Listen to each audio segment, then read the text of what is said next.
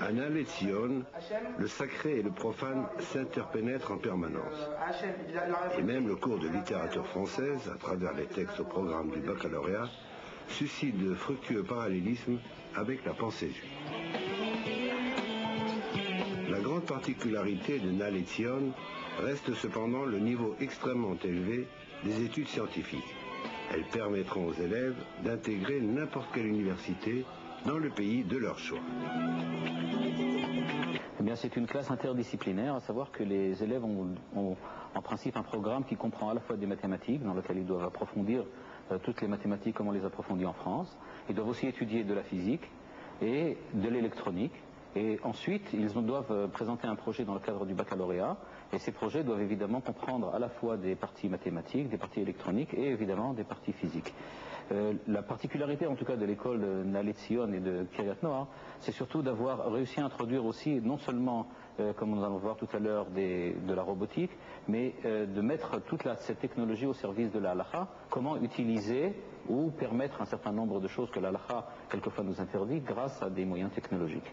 Et donc vous les formez, et en particulier, ça signifie qu'en fait les enfants qui arriveront par le biais de Naalet jusqu'en terminale travailleront par exemple sur un projet comme celui-ci. Par exemple comme celui-ci qui est un projet de terminale qui a été présenté il y a 2 ans et qui correspond tout à fait à ce qu'on demande à un élève de savoir et qui, comme vous allez le voir tout de suite, donne à l'élève énormément de direction et de pensée et de connaissances, en ce sens que d'une part ils doivent connaître évidemment de l'informatique, puisqu'ils doivent savoir programmer le robot en question. Ils doivent aussi connaître de la physique, puisque comme vous allez le voir, il s'agit d'un robot qui est capable de repérer tout seul grâce à un LED, c'est-à-dire grâce à une diode photoémettrice. Il est capable de repérer lui-même un objet blanc qui se situe en face de lui, et une fois qu'il arrive à repérer l'objet en question, il va pouvoir le prendre et le déplacer et le mettre ailleurs. Voilà, là le bras part tout seul. Et il cherche une position et il repère exactement au centre de la pince où se trouve l'objet. Ensuite il peut le saisir et le déplacer ensuite.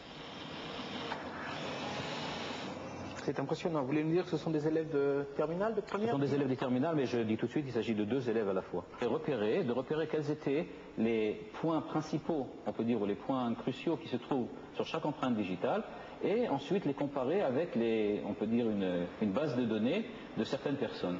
Dans le cas présent, vous allez voir ici apparaître, dès qu'on met en route le programme, le programme recherche des points principaux qui sont situés sur l'empreinte digitale, et dès qu'il l'a trouvé, il va automatiquement les comparer, il va demander à l'utilisateur de les comparer avec une base de données, et évidemment on pourra les retrouver.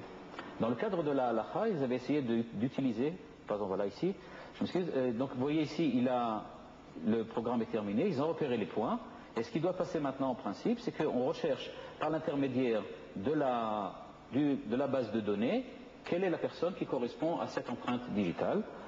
Du point de vue de la halakha, ce qui était important, c'était pour notamment le cas de soldats qui ont été tués dont on ne peut plus retrouver l'identité, mais si on retrouve une partie de la main, s'il était possible ou pas d'utiliser cet appareil. Et du point de vue de la halakha, il s'avère que c'est tout à fait possible. On peut même dire qu'à un certain moment, il y a eu une certaine émotion, puisque la police d'Israël a téléphoné à l'école en demandant si c'était vrai qu'on avait trouvé un système qui marchait, et ils sont même venus vérifier le système, mais ils ont dit que le leur était plus performant. Alors donc le nôtre reste ici, et le leur en tout cas continue de travailler un peu partout. Rappelons les principales filières que propose Naalet Zion: la physique, les mathématiques et l'informatique.